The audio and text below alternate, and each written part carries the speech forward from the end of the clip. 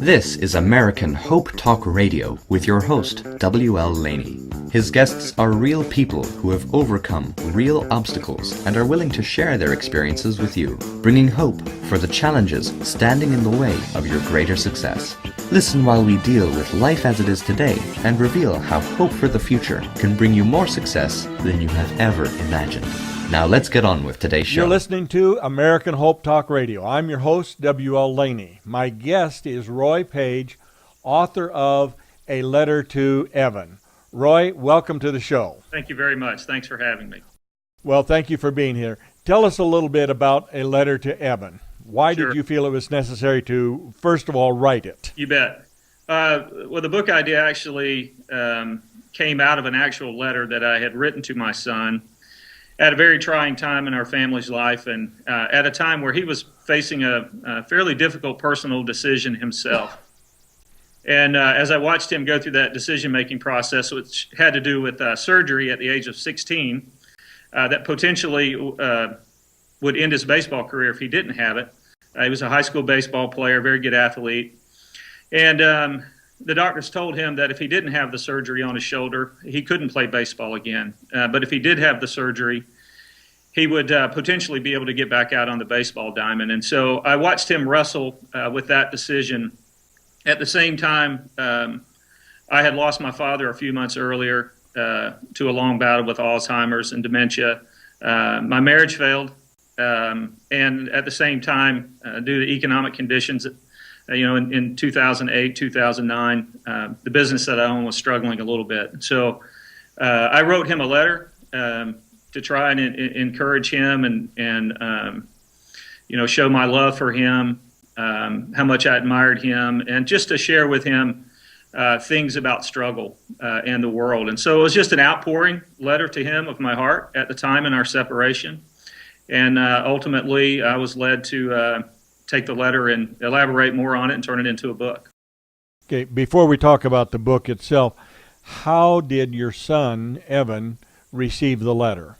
It was very interesting. I had an opportunity to actually read him the letter in person and face-to-face.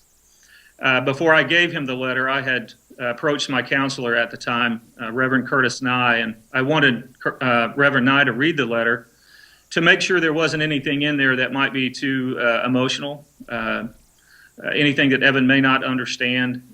At the time, he was struggling and we were all struggling. I just wanted to make sure that the letter wouldn't be harmful or hurtful.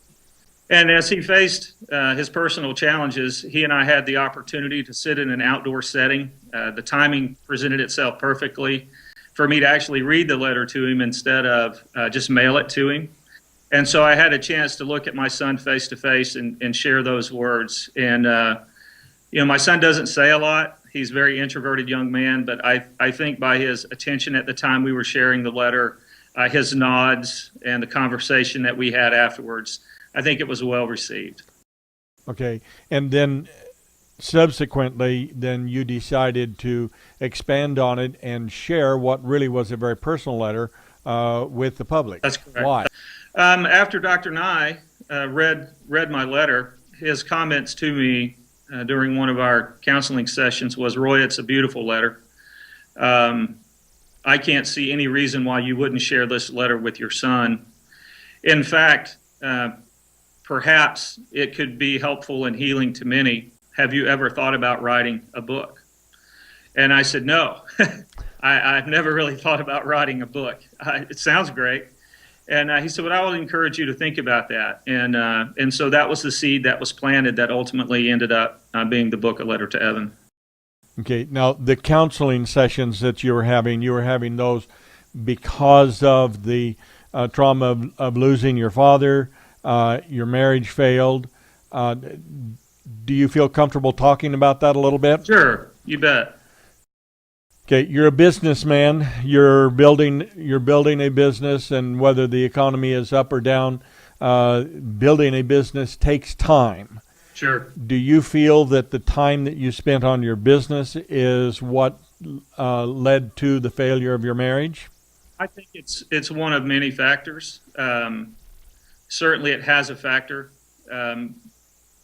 My ex-wife and I were both career-oriented individuals, raising a family, pursuing those careers, the demands of owning a business, being pulled in many directions. I think you can lose your sense of priorities. You can get in a rut. You get in a routine. The routine is unfulfilling. Over time, you disengage. And in my case, I've never been a very great communicator orally. In spite of the fact that I own a business, I've always been much better at writing. And so it wasn't any one thing. It's a number of things. I could probably talk for hours on that, but yes, I think not that my distractions were any different than anyone else's that owns their own business, but certainly I think it had a role. Well, let's talk about that just a little bit, because there's a lot of us that own businesses, and there are a lot of us that, despite maybe looking outgoing, we're more introverted and don't communicate well. Do you have any suggestions on ways that the introverted husband can communicate better with his spouse? Well, I think, if I had things to do over differently, I think I would have been a little bit more vocal, and a little bit more verbal and a little bit more expressive about how I was feeling. The stresses of business often carry over into a number of peripheral relationships. And so I think not that I have advice or wisdom for others, but, looking back, I think I would have been more open, more honest, more expressive about my feelings, whether they were selfish or not. One of the things that we do, Colleen and I, if I'm out of town and I get checked into the hotel, open up my luggage, I find notes scattered throughout the luggage, and sometimes they're just on sticky notes. Sometimes they are actually notes in a envelope where my wife is just expressing that she misses me and that she loves me. Those are things that a nonverbal person can do. If you're better at writing, would those kinds of steps have helped in your marriage? They would. We never engaged in that. It's a great suggestion. Thank you for sharing that. Maybe in the future, I'll take that advice and leverage that with whatever future direction I have. It is interesting. I get those types of notes from my daughter. I can open my iPad at times and a little note on there. So I'm ready to check. I'll see this little message in there from her, and those things. I have 150 on my iPad. I just cannot hit the delete button on them, and I go back and read them all the time. So those small things are powerful. I think so, and I think they can really help. The thing that's difficult sometimes for us to understand is that having a successful marriage is more than just finding that perfect girl and going all goo-goo eyes over her and thinking that life is going to be lived happily ever after. Right. There are things that you have to do, specific things that you have to do to keep that flame burning and alive. Absolutely. And, I think in our case, I speak for myself only, a number of things disrupted, that path and those opportunities. And I'm 100% responsible for allowing those, on my end to happen. And I regret that. It's hard and it's painful. But at the same time, my hope is that I can learn from that experience. Okay, let's go back to the book, A Letter to Eben. What are some of the pieces of advice or examples that people are going to be able to draw out of that book that is going to help them in everyday life, in living? I mean, this show is American Hope Talk Radio. We're trying to provide hope to people that are going through some of these same struggles. What have you told them in the book that's going to help? I think maybe a good summation is that, our plan A didn't work out the way we thought. Some things come unexpectedly, and our life was no different. But through those uncertainties, we can still go forward. And despite our physical separation, we are father and son. And I loved him from the first time I laid eyes on him, and nothing can change that. And so I talk a lot about things that he would see in life, being judged, judging others, the importance of family, the importance of his mother and the role that she plays in his life and has played before and will play in the future, the importance of me, the importance of him determining when to call both of us together or individually, sharing a bit more of my personal background and as a young boy his age and about to enter college, and the things that shape me and in my life, and perhaps shed some light on why I make decisions the way I do, whether they're right or wrong. I talk about forgiveness a little bit, and we shouldn't be too hard on ourselves. And so there's a lot there. And someday, as he reads it, it will mean even more to him than it did the first opportunity I had to read his letter, or my letter to him. Okay, in your biography, you talk about seeking out and finding good in every person and in every circumstance. Is that a little difficult sometimes? It can be, but I think on the receiving end of judgment, whether it's through the divorce or maybe even other business decisions, I'm judged too. I think it's human nature to do that. But having gone through that struggle and that trial, it's a little bit easier for me to look at people on the street differently than I did before. Oftentimes I travel quite a bit, and there's hardly a street corner today that you don't see someone holding a sign. And they be holding that sign for purposes because they are at a very low point in their life.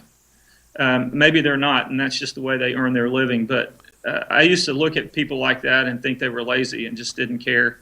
I've learned a lot more through that we all struggle as human beings, and so I'm much more compassionate when it comes to those things. Society has a lot of controversial issues today, and it's easy to take a side and stand firm on that side. I don't have enough knowledge to debate a lot of the social issues and things of that nature. I just know that art is a little bit different today than it was years ago.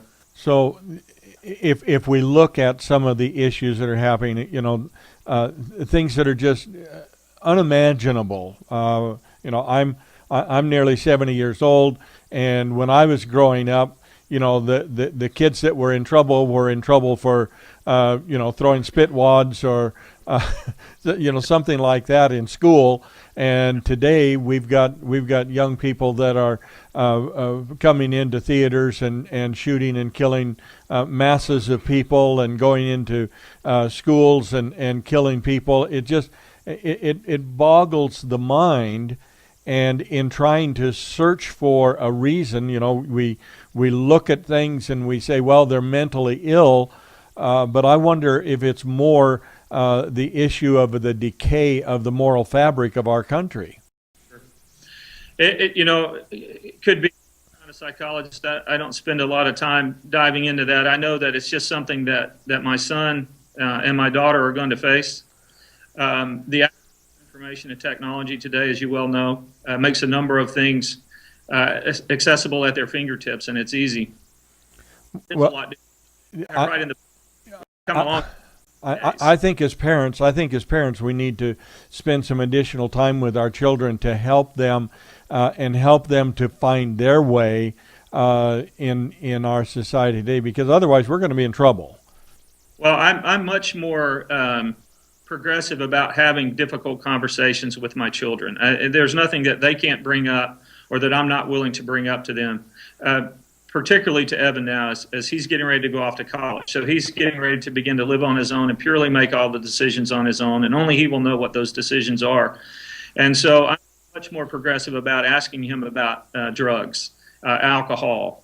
There's the sexual opportunities and things that are going to happen. Those are just real aspects and elements of society, and the different people that he's going to run into. He's a very great young man, but I want him to feel that he can ask me anything, and that there's nothing that he could ask me that's going to anger me, or nothing he can tell me that's going to anger me. I I want to be able to have those open conversations with him so I can share what wisdom I have. Ultimately, he will make his own decisions. Okay. Now, the letter to Evan, your initial letter that you wrote and then read to him, did that set the stage then for the conversations that you can have now? Absolutely. I think so. I shared a lot in that letter, and I hope that he took that as me willing to put a lot out there, show some vulnerability myself. And I've had to do that with him. And I think in maybe showing some of that vulnerability, I hope he feels comfortable that he can feel the same way someday with me. Okay, we want to make sure that our listeners know how to get a hold of you, how to get the book, A Letter to Evan. They can go to www.alettertoevan.com. Do you have a phone number that you give out? I only carry one phone. It's my cell phone. I get a lot of messages on that. But if they go to alettertoevan.com, that is my blog for the book. They can send me a message that way, and I can return. I have a work number out if that's helpful. No, that's fine. Just so long as people have an opportunity to get a hold of you, because these are things that we all need to pay attention to. Our children are so very important to us, and we really do need to open those lines of communication. Would you say that somebody reading your book, that it is going to help them to formulate their letter to their child? I hope so. A conversation with a friend, I write about that scenario in the book where I shared that with him. I shared the actual letter in the project. He told me he was moved to write a letter to his daughter who was studying in Europe. So I think, I know that when I look back and I'm able to pull correspondence from my father and read his words, whether or not when it was during his years as a Marine in World War II or at other points, it's so powerful to be able to see that part of his life. So I think writing a letter to your children, an art that's lost in the day of cell phone and text, can be a powerful thing. I don't know if this will touch Evan today, or if it will touch him when he's 33 or 34 or maybe even 50. But people go to www.alettertoevan.com. From there, they can link to Amazon. The book is also available at Barnes & Noble. It's beginning to find its way into various bookstores. So there are plenty of opportunities to find it. Roy, thank you very much for being with me on American Hope Talk Radio. Be sure and go to Roy's website, www.alettertoevan.com. Thank you again, Roy, for being with us and sharing this very important message. You have been listening to American Hope Talk Radio with W.L. Laney.